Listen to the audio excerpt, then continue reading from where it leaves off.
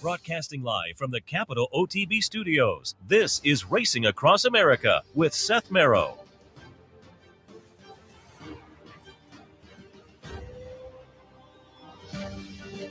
Good morning. Welcome to Racing Across America on this Sunday morning. I am Seth Merrow, back in the studio after an OTB Live on the road yesterday. Thanks to everybody who stopped by. Thanks to our hosts at Uncle Sam Lanes in downtown Troy.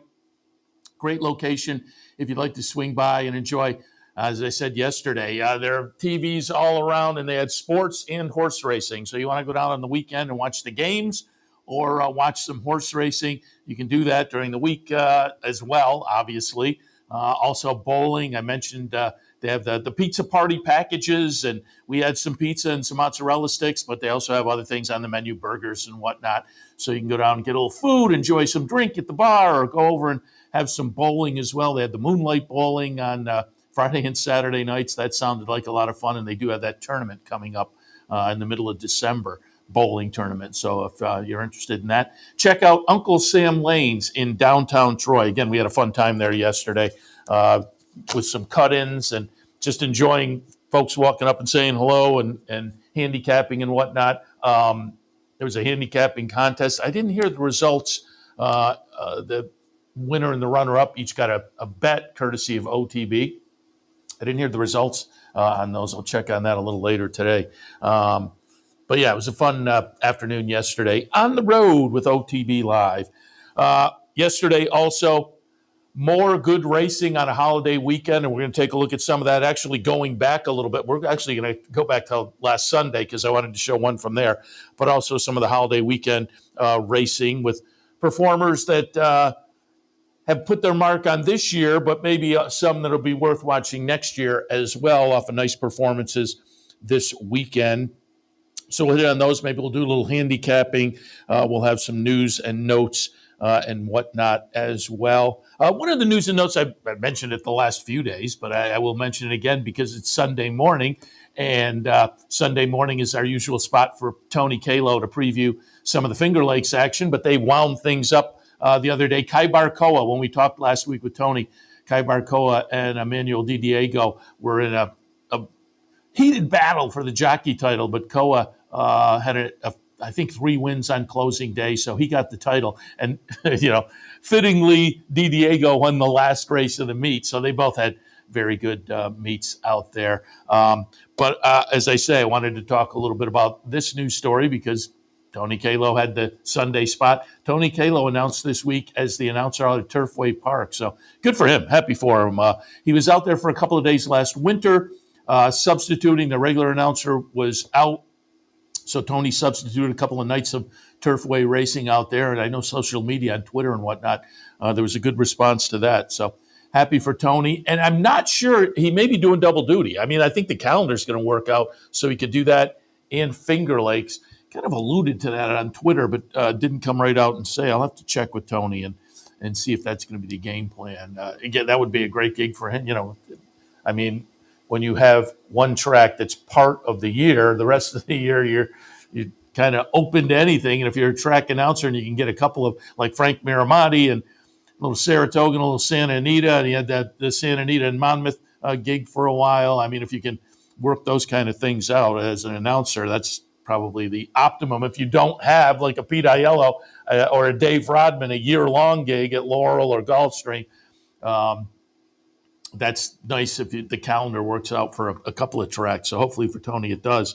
But again, congratulations to Tony Kalo on getting the Turfway gig. All right, let's get into some racing action. And as I said, I wanted to go back to last week because this generated some buzz, certainly. The Bob Hope just a week ago, last Sunday, out at Del Mar. It was the second start of the career for Nysos. Bob Baffert, runner that in the career debut back on October 21st at Santa Anita, had won off by 10 lengths in a field of 10. So legitimate, nice little maiden special weight event out there. But he'd done it with a 96 buyer. Now, he shows up against only 3 others in the Bob Hope last Sunday out at Del Mar. But Nysos stamps himself as a 2-year-old to watch going to the 3-year-old side of things. Nysos is going to be the number 5 here. He will pull away and win pretty convincingly at 1-5. Bob Baffert trainee, again, a 96 buyer in debut last month, follows it up with a 97 buyer. So he's been solid. Debut effort was at 6 furlongs. This race, the Bob Hope last week, a grade 3 event, was at 7 furlongs. Flavian Pratt was riding. He got off and said he doesn't think the horse is going to have any trouble stretching out. The 97 buyer was the 3rd highest buyer for a 2-year-old this year, behind the 105 for Fierceness and a 103 for Prince of Monaco. So again, I wanted to show that from last week because, as I say, it created a little buzz. You get a 2-year-old who puts together a couple of 90-plus buyers. And again, they were sprinting, so the horse, Flavio Pratt said, yeah, he's not going to have any problem stretching out. And I think Bob Baffert has alluded to that as well, but has to do it. So we will see. Son of Nyquist, they paid over $500,000 for this one at Ocala back in April. And looks like a little nice 2-year-old on the West Coast for Baffert and company. And one to watch, obviously, as the calendar changes and we get into Triple Crown season. And also one to watch because, again, Baffert and Churchill Downs. We'll see where what the horse does on the trail, and if there is a move from it's just that situation is a little bit of a mess. But regardless of that, Nysos, a nice little 2-year-old to keep our eyes on going forward.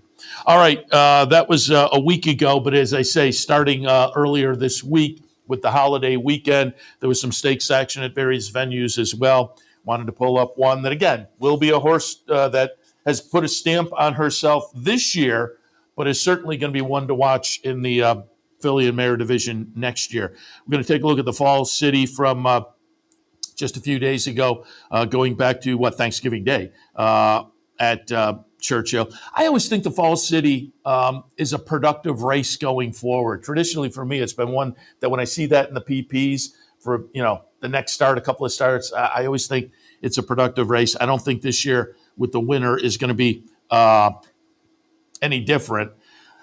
Zajira went off at 15 cents to the dollar. Zajira, a nice little 3-year-old from Phil Bauer, who is, again, on a little bit of a roll. This horse started the career on turf, but 3 starts back, they moved over to dirt. They win the Seneca overnight, subsequently win the Mother Goose, and now they're 3 straight stakes races since moving over to the dirt. She wins the Falls City a couple of days ago, 3 days ago, down at Churchill. Grade 3 event, chart margin 6.5 lengths. So again, she's a 3-year-old. In here, she was facing older. That Seneca overnight, the Mother Goose were 3-year-old only races. But she steps in against older, gets a graded stakes race on the resume late in her 3-year-old season. We'll see. You would think this will be a very nice player in that filly and mare division next year. So, again, with these 3 wins, stamped herself as a nice little 3-year-old filly. I think, the resume is not going to put her in the conversation with the top of that 3-year-old filly division. Because the Seneca overnight was an overnight stake. The Mother Goose now a grade 2, and that Falls City a grade 3. As I say, I think it's a productive race, and I think she is legit. I just don't think the resume is going to attract necessarily, Eclipse Award voting. But she certainly has stamped herself as one to watch next year as playing at the level that an Eclipse maybe in the offing as the next year goes along. So we'll see how that all plays out. But she certainly ended this year in fine fashion. I would assume I didn't read what's next, but I would assume probably we won't see her until the 4-year-old season. Also, going back a couple of days, this one from Friday, we'll take a look at the Clark, one of the highlights of the fall meet down there at Churchill. I was kind of surprised. I talked a little bit about this race yesterday with Joe Christofek. I took a shot with gasoline, and it sounded like Joe Christofek did too. The Todd Pletcher, runner who was stepping into stakes company for the first time, but coming out of a nice win right here at Churchill. A couple of wins, in fact, but the latest one was with a 99 buyer. And I thought maybe primed to step into this kind of company. Went off as the second choice at 7-2. First Mission, lightly raced runner from Brad Cox and Godolphin, went off as the 6-5 favorite. That one came in with four starts and 3 wins in a second, including a win over at Keeneland in a comeback event after having taken off a big portion of the year. Came with some bullet workouts, and it's Brad Cox with a promising up-and-comer. So First Mission, no surprise, gets the action. Gasoline was my pick, but right underneath Gasoline, I had number 5 Trademark. Going out for Vicky Oliver, who I think is always clever and you have to watch. This horse likes Churchill coming into Friday, 5 starts, 3 wins in a second. Trademark is the number 5 horse here in a ding-dong stretch battle with First Mission. And it's really head up, head down, head up, head down. And here Trademark gets a little bit ahead, but then First Mission comes back. But chart margin winds up to be a nose, and Trademark gets it done. And as I say, I was a little bit surprised. Trademark was 6-1 on the morning line. I had Trademark right underneath. Winds up at 13-1. You got $28 and change. Trademark, nice gutsy performance there for a horse who had a resume that I think was closer to that 6-1 morning line. So, interesting result to the Clark. Again, First Mission, it was the favorite. No shame there. I mean, that was boom, boom, boom. So it was a good run for First Mission. Again, lightly raced 3-year-old that I would assume is going to be one to watch heading into the older division next year off of a good performance like this in the Clark and being lightly raced. Running third was Il Miracolo. Gasoline, who I said I liked, ran kind of a disappointing 5th in there. But Trademark was very playable, I thought. And when you looked up at the price, maybe even a little more so. So if you jumped on that one, congratulations, because you did wind up with a nice result in there in the Clark on Friday. And again, the Clark, one of the highlights of that fall meet, and really one of the kind of the highlights on the late season older division schedule that tends to maybe play out into next year's older division as well. And I would think that would be the case. They said for Trademark, maybe the Pegasus next. We'll see. That Pegasus, a lot of people are kind of saying maybe. It's going to be interesting to see that and the Pegasus Turf. Both have some interesting horses who are flirting with it. So we'll see who shows up at Gulfstream, but it kind of promising to be maybe a nice weekend down there. Also notable Trademark, who goes over, let me just see here, 300, I think he goes over $1 million in earnings with the $357 first prize. So it goes over $1 million in earnings. They paid $42,000 for this horse at auction. So again, congratulations to the team there for a clever buy that has turned out very, very well for them. Also on Friday, the Fall Highway at Aqueduct, one of the, really just going back to when I first got into the game, one of the fun races. I mean, back in those days, you would see maybe 140 and whatnot. It's a little bit different now, but it harkens back a little bit to when I first got in the game, and you really did have to pay attention to weights. And there were a lot more handicap stakes races. These days the spread just is not enough that I don't think, for most people, weight is a factor in their handicapping most of the time. But this one you had a little bit of a spread. The high weight in here was Durante at 134. I took a shot with Win for Gold at 124. I thought the 10 pounds might give the New York bred Win for Gold from 10 Strike and Michelle Giangiulio a little bit of an edge. The thought was right. I just had the wrong horse. it winds up to be Bold Journey at 128. So it's getting 6 pounds from Durante, but Bold Journey goes off as the second choice at 2-1. Durante at 3-2. Durante's the 4, Bold Journey's the 1. And you can see Bold Journey, who was in the back of the pack, but after some legit fractions, 22 and change, 46.58, he getting a little weight, gets the late run, and will get up. The chart margin winds up to be a length. Durante, the favorite, runs second. Win for Gold, who much of the race was in a good spot, sitting second. Even as the low weight in there, disappointingly faded to last in the field of 5. Got 5-1, so I thought the odds were fair, but the actual run was not much from Win for Gold. But Bold Journey gets it done. Bill Mott, trainee.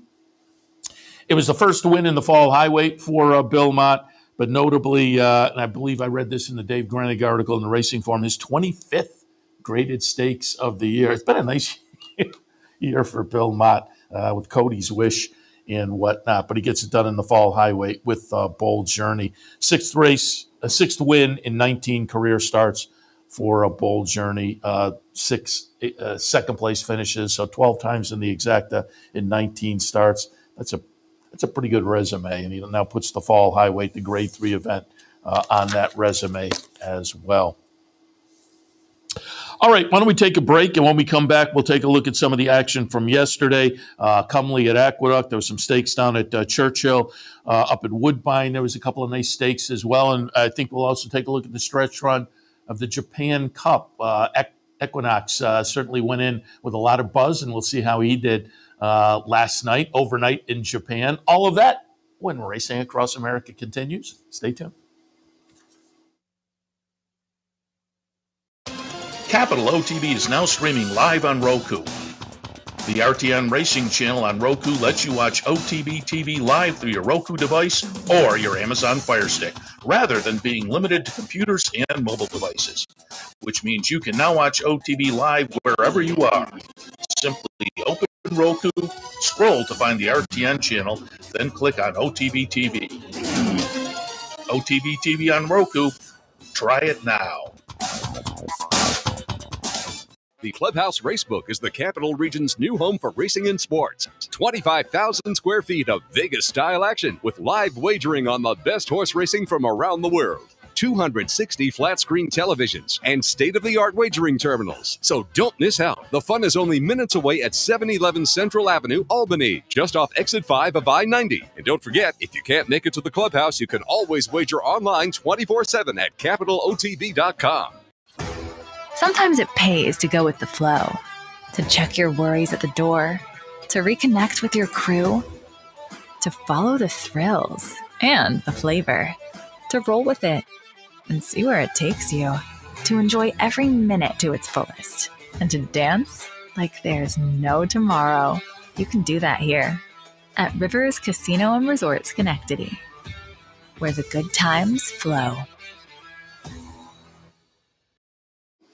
Welcome back to Racing Across America on this Sunday morning. Seth Merrow in the studio. As always, thanks for joining us. And I will alert people because I go and I look occasionally on YouTube, and we get some nice views for Racing Across America. We appreciate that. But if you do happen to watch us on YouTube, hit the like button, hit the subscribe button. We'd love to have you do that. That helps the algorithm moves up and it spreads the word to more people to check us out. So again, if you're a YouTube viewer, interact with us a little bit, and that will, as I say, help spread the word. We appreciate your tuning in. YouTube and Roberts, the RTN, we're on one of those channels there. Since those have become a little more prominent over the past few years, we do get feedback from various people around the country, which is very nice. I mean, it used to be for years and years, we were kind of limited to the broadcast area here in upstate New York.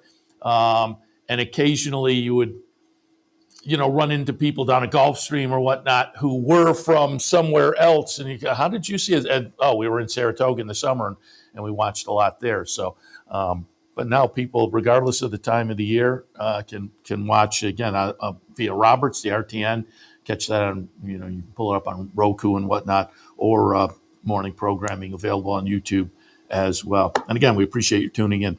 All right, yesterday at Aqueduct, the Cumley Grade 3 event for the 3-year-old fillies going 1 1/8 miles. I liked Raging Sea for Chad Brown, coming off a nice allowance win at Keeneland with a couple of solid numbers in the last two that matched up here. But Defining Purpose, I thought, was maybe a little bit interesting for Ken McPeak, coming out of a second behind the aforementioned Zajira in the Mother Goose.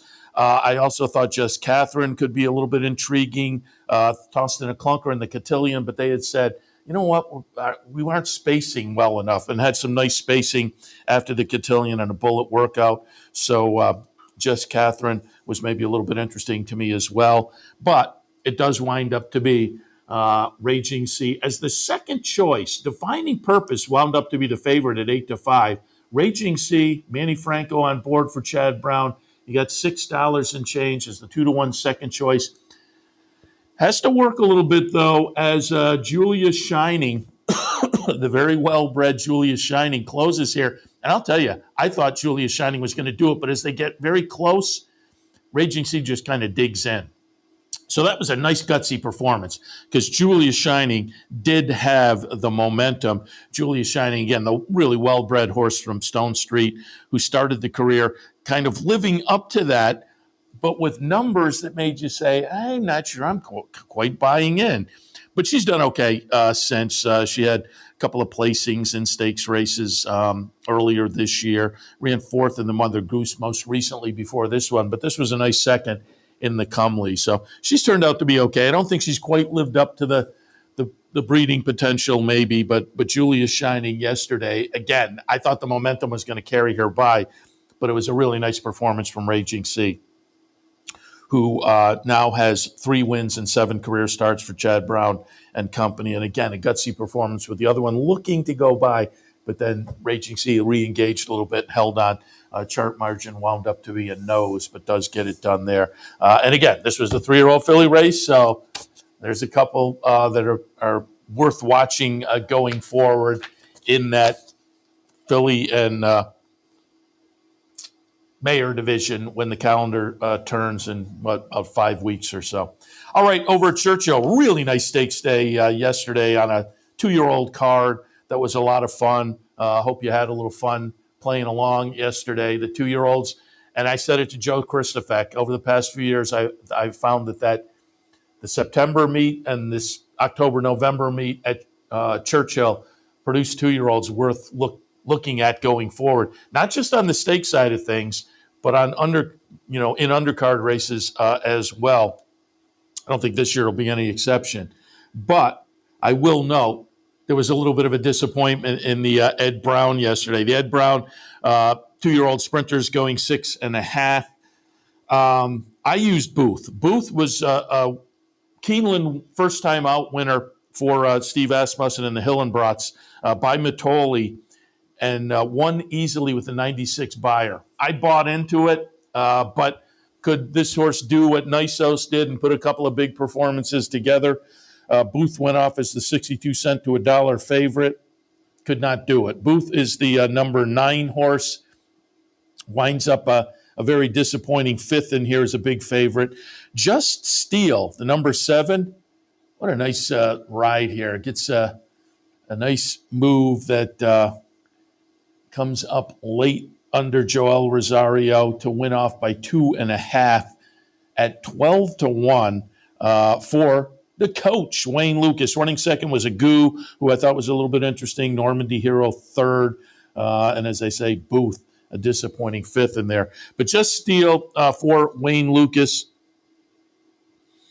had broken the maiden up at Saratoga in his 3rd career start. Off of that, they got ambitious and tried the Hopeful, ran 7th there. Then tried the Breeders' Futuri at Keeneland, ran 6th there.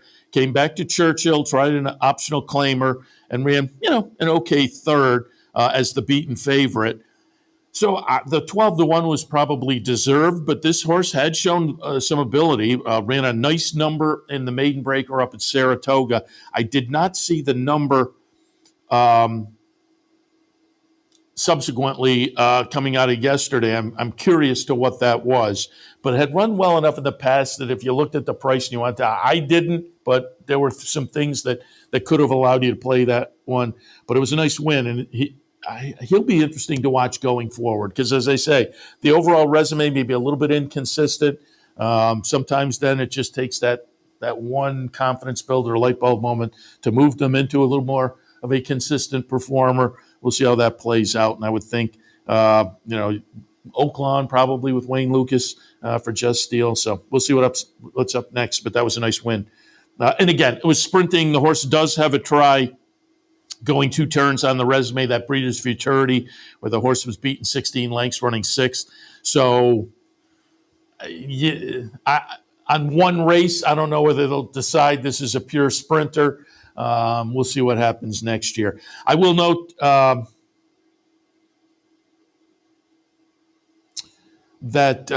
it was Wayne Lucas that had the victory there. But on the trainer's side of things, going into this last day of the Churchill meet, yesterday with Joe Christovec, we talked, it was tied, Asmussen and Cox. Now on the trainer's side of things at the meet, Steve Asmussen up 1. He has 17, Brad Cox has 16. So this last day will be fun to watch amongst the trainers down at Churchill this afternoon. Speaking of trainers, but it's always fun to see Wayne Lucas win. And I didn't watch to see if he was there or went into the winner's circle, but he still tends to do, if he goes into the winner's circle, looks around for a young kid, pulls the kid into the winner's circle for the photo. He's done that up at Saratoga and other tracks. As I say, I didn't see the winner's circle situation yesterday, but it wouldn't surprise me if that played out as well.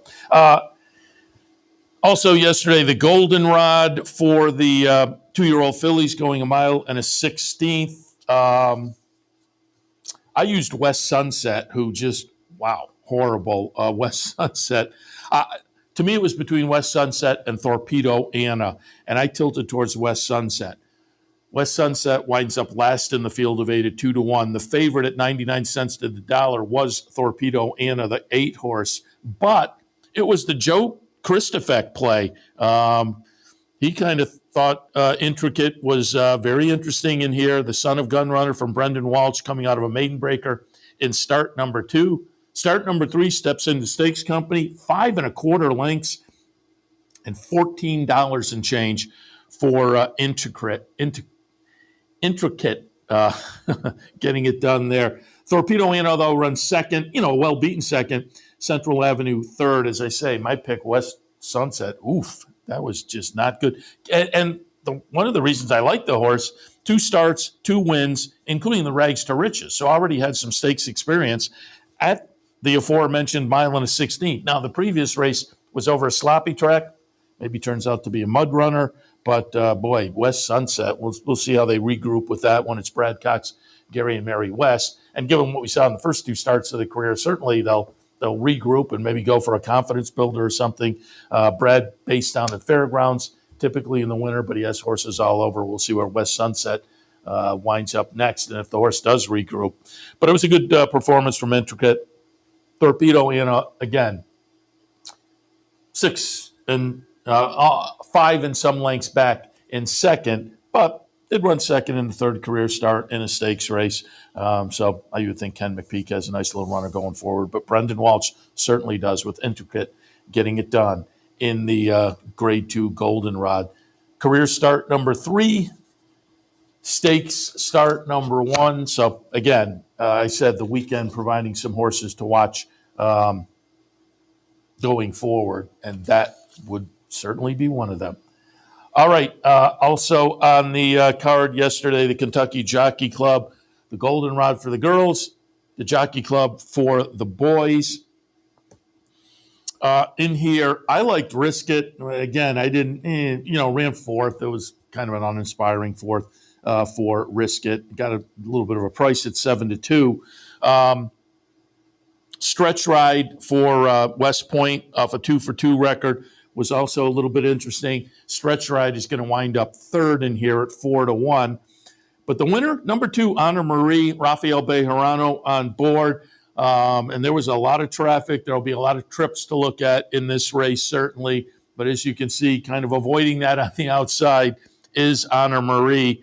Third career start, broke the maiden in start one, ran a good second and an optional claimer in start two. Steps into stakes company. Chart margin is a couple of lengths. This was a Derby points race, so Honor Marie winds up with 10 points. They paid points down to fifth, 10, 8, 4, 2, and 1. Real Men Violin, who I had Ken McPeak on the show up at Saratoga. We talked a little bit about this horse up there. It's a competitive runner, and Ken McPeak and company will have some fun with this horse. Only one win, 3 seconds going into the race, 3 seconds and a third. Now 6 career starts, a win, 4 seconds and a third. And again, once they start to get stuck in that second place finish, you become a little bit concerned. But broke the maiden last time in the 5th career start and followed it up with a second in a grade 2. So again, I think Real Men Violin could be intriguing watching going forward. And as I say, Ken McPeak and his group will have some fun. But the winner, Honor Marie, Whitworth Beckman training for Ribble Farms. They'll definitely have some fun with Honor Marie, who looked good in the 3rd career start, getting a stakes victory.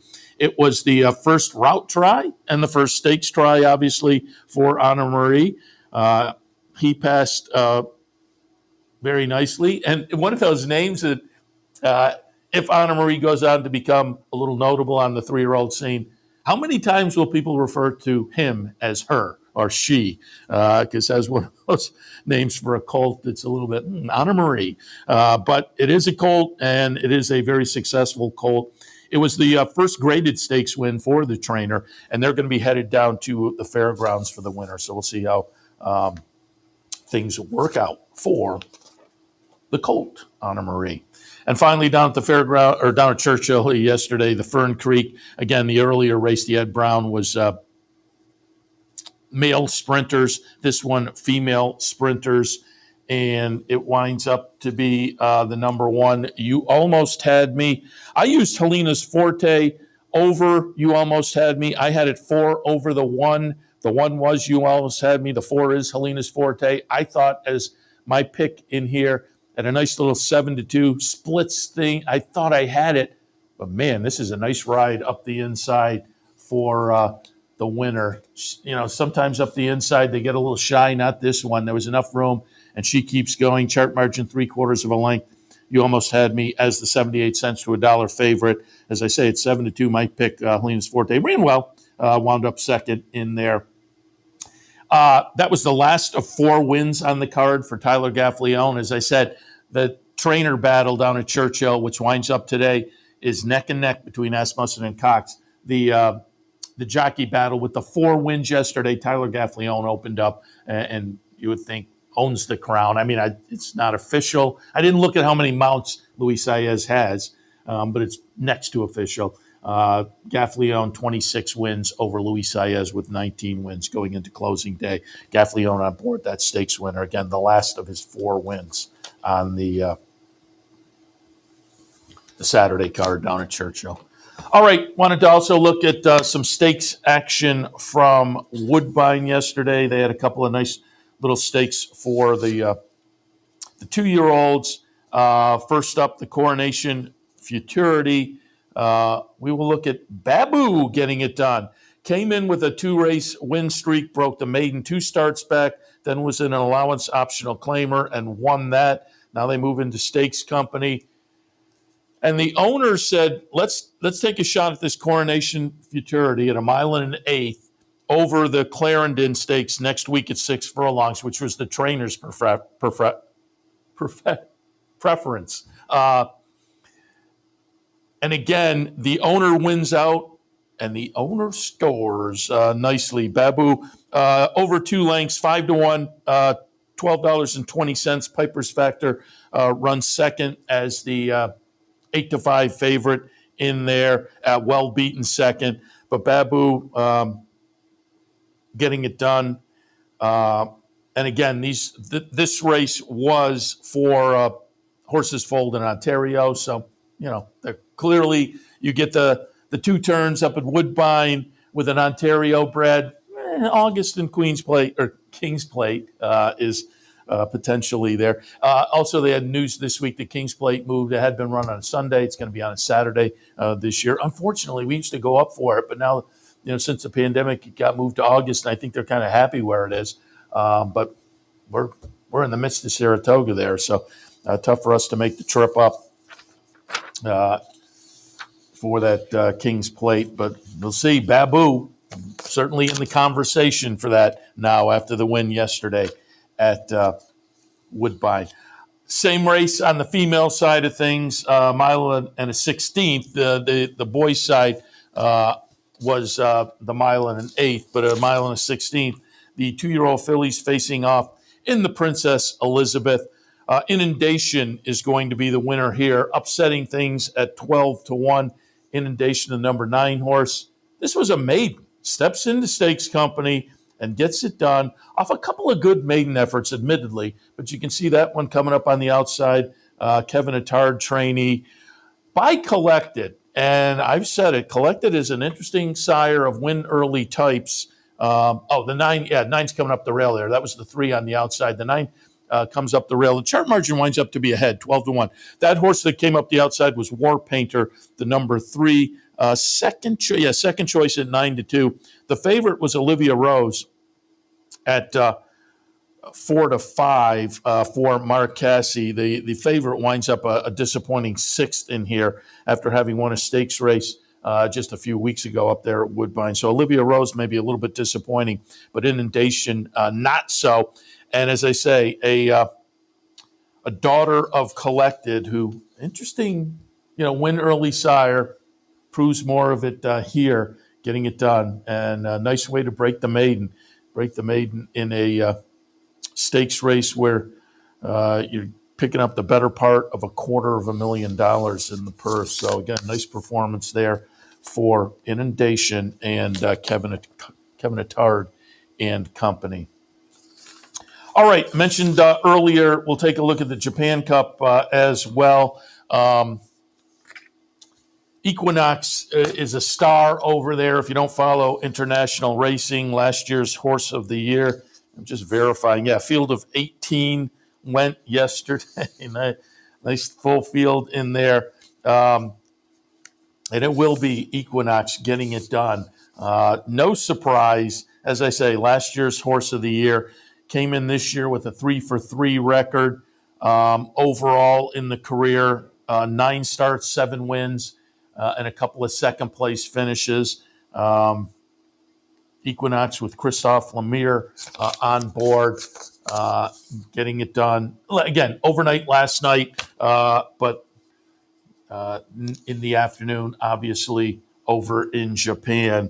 As you can see, a solid victory, winding things up for Equinox. 4-year-old Equinox, 2022 horse of the year as the runaway winner, or the runaway front runner, kind of puts the brakes on, but it will wind up to be a solid effort from Equinox getting it done. Just looking at the chart here, Liberty Island second, Stars on Earth runs third with William Buick in the saddle, but Christophe Lemire on Equinox getting it done pretty easily there as the front runner opened up quite a ways around the turn, but again, shortened up in the stretch to give Equinox the run there. So as I said earlier, a star over there, worth watching on the international side of things. If you don't follow international races, every once in a while there are those horses that are worth kind of paying attention to. And so pulled up the Japan Cup to take a look at a little Equinox getting it done last night in Japan in the Japan Cup, which I believe he repeated in that. I think he won that last year as well on the way to the Hall of Fame campaign. All right, why don't we take one more break? When we come back, maybe a little handicapping. We'll do some news and notes as well. All of that when Racing Across America continues on this Sunday morning. Stay tuned. What if there was a way to become a better horse player, to have a better knowledge of the game, to be more successful? What if there were a way to take what you've learned, what you know, and make better decisions, better choices? In horse racing, knowledge is a powerful tool. Race results and replays, past performances and live streaming, wagering from all your digital devices. Capital OTB. Become a better horse player. Birdstone is an outside front. They're coming down to the finish. Can Smarty Jones hold on? Here comes Birdstone. Birdstone surges past. Birdstone wins the Belmont Stakes. In front, but here comes High Chaparral.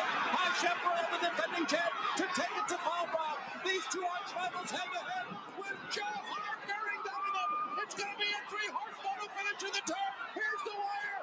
Photo finish.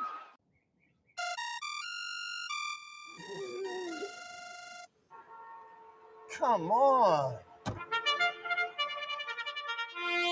I want sales reports on my desk by Monday.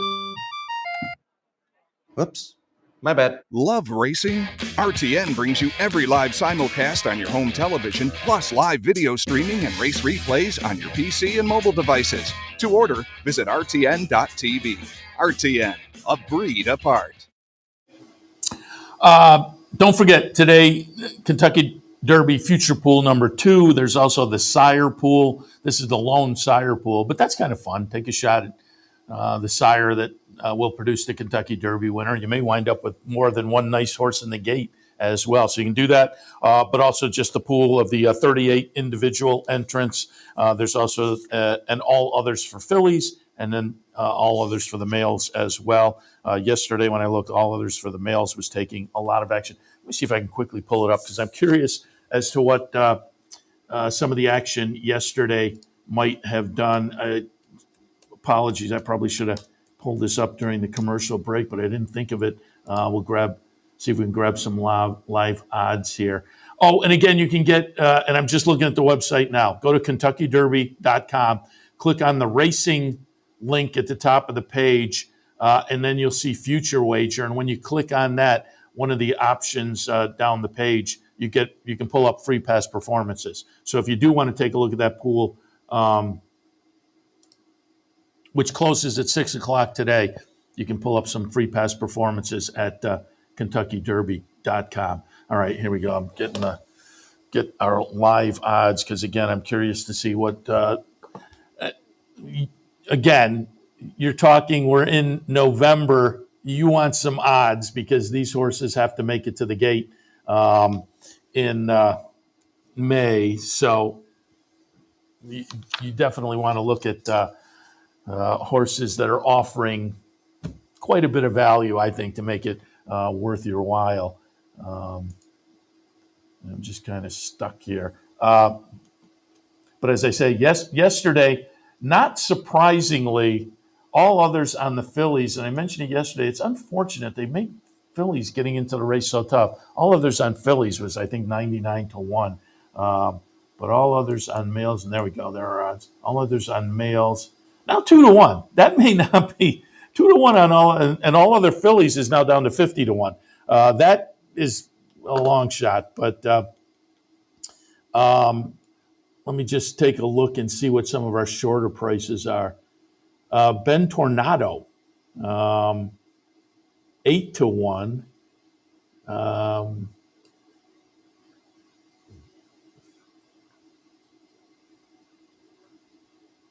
Oh, wait a minute. Yeah, hold on. Ben Tornado is 34-1. The 8-1, I think, was the starting line. Booth, who kind of flopped yesterday, 40-1. And again, he may rebound. At 40-1 is a price that you can maybe start looking. Fierceness is at 9-1. And again, that's in this pool that's short.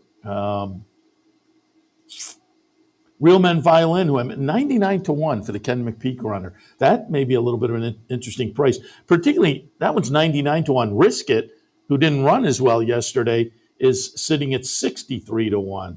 Stretch Ride, the West Point runner from yesterday, 50-1.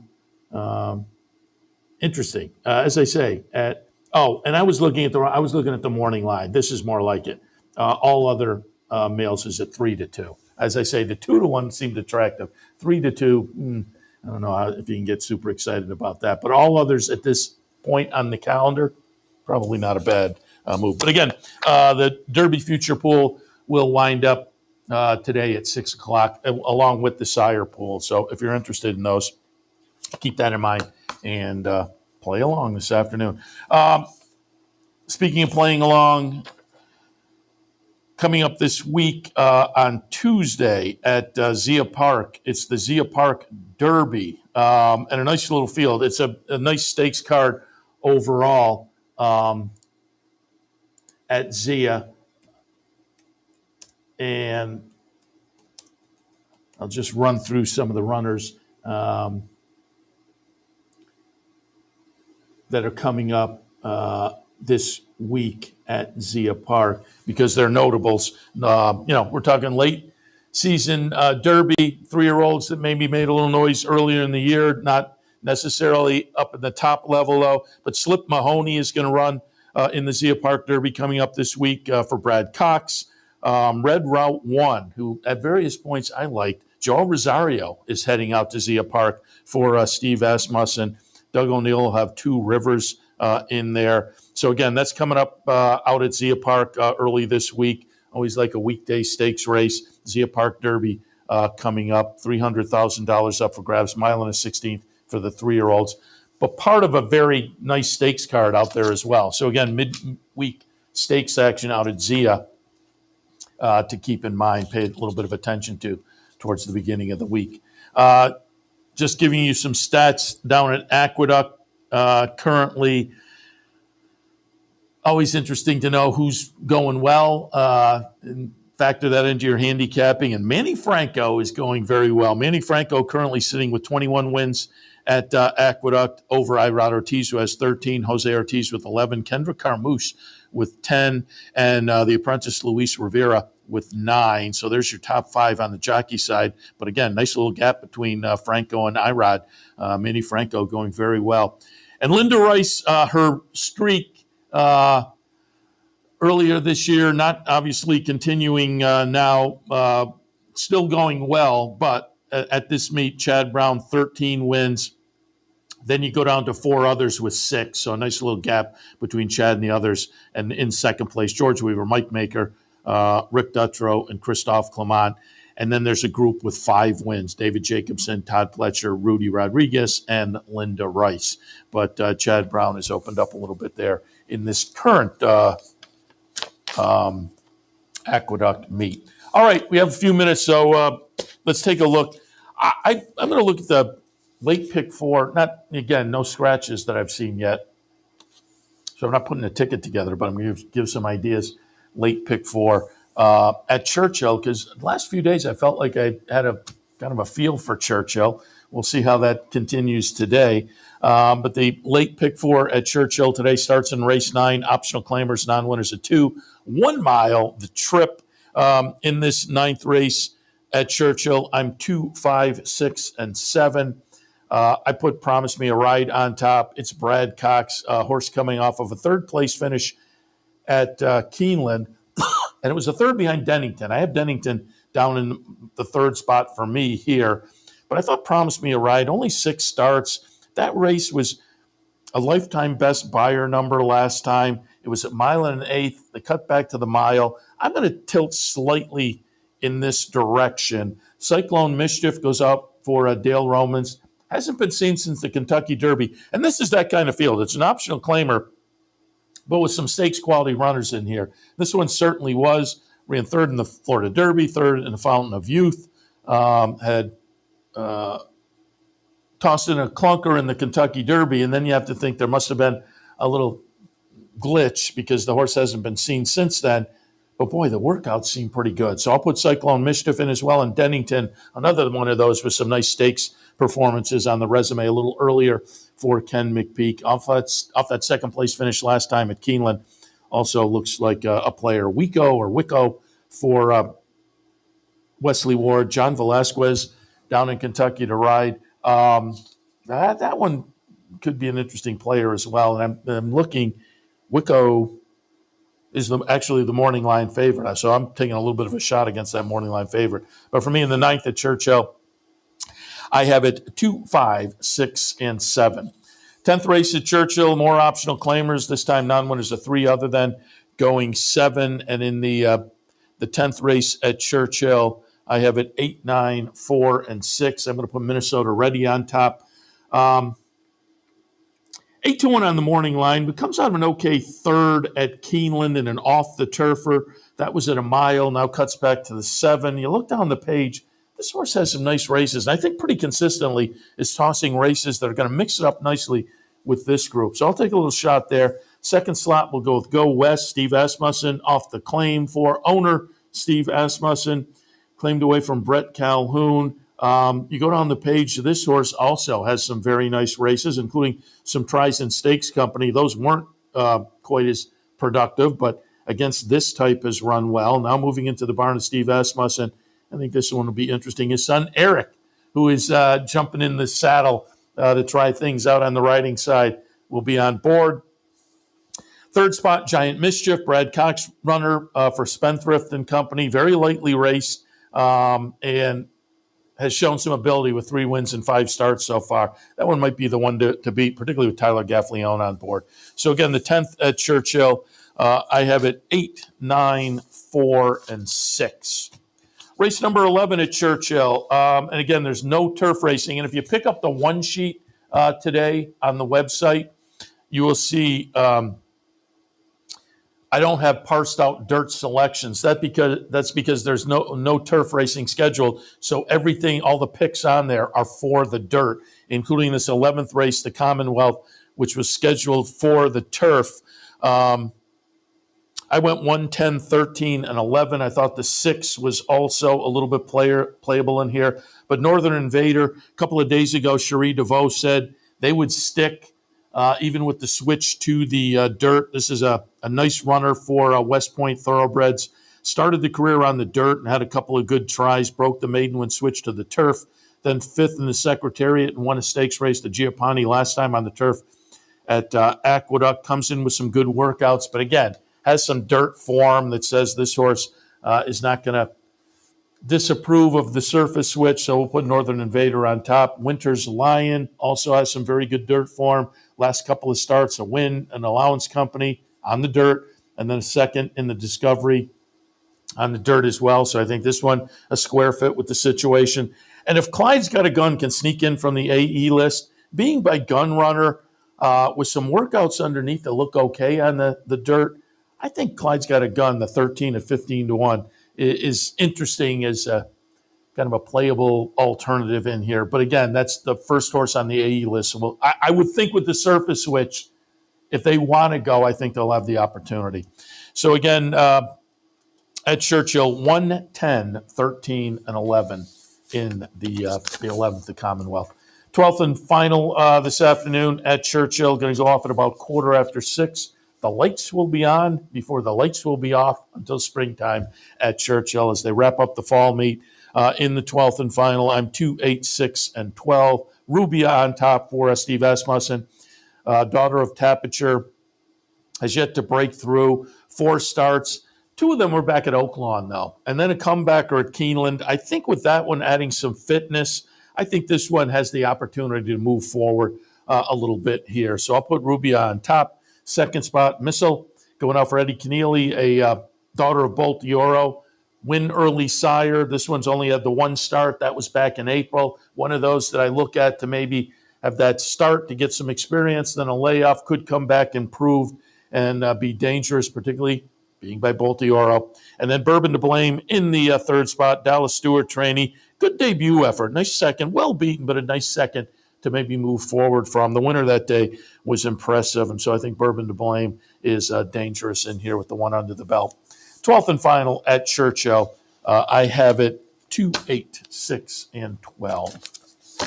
All right, I'll give you some ideas for that late pick for Churchill. As I say, the one sheet the past few days seemed to have a little bit of a feel for Churchill, and hopefully we'll keep up today, not only for the one sheet, but for this afternoon. We'll be back in just a little bit, a little over an hour or so for OTB Live on Sunday afternoon, I'm going to take a look at some Aqueduct and some Churchill. So we'll toss out some ideas on those tracks. We'll have some Saratoga harness in the mix as well. And I think, Dan, we have a little Woodbine in the mix today? Oh, Woodbine as well. So should be a fun afternoon in here on a Sunday, closing out a nice holiday weekend. And again, I hope everybody had a great holiday. I did. Had dinner with some friends, and then being a turkey guy, I also cooked up my own little turkey breast. So been eating some hot turkey sandwiches, which, come on, it's the best part of Thanksgiving. And had some pie and whatnot. Hopefully you did as well, and everybody's had a good time. But more importantly, for what we're talking about here, I hope you're cashing some tickets over the weekend on what it is traditionally a nice holiday kind of long weekend of really nice racing, which will continue this afternoon as well. So I'll wrap it up for this edition of Racing Across America. Seth Merrow back in the studio. Again, thanks to everybody yesterday at Uncle Sam Lane's in downtown Troy. Great hospitality there, but also the patrons. A lot of fun chatting with the folks down there and getting some ideas and throwing ideas back and forth and rooting for folks in the contest we held yesterday. So it was a lot of fun. Uncle Sam Lane's. Don't forget, they have the pizza party packages. They have moonlight bowling on Friday and Saturdays, which sounds like a lot of fun. And then they have that bowling tournament coming up middle of December. So swing by and sign up if that sounds like fun as well. Otherwise, wrapping it up again here in the studio where we will be all afternoon, and I will see you for OTB Live. And as I say, just about an hour or so. So until then, stay tuned. Good luck. Be back in a few. TBTB, a service of Capital Off-Track Betting.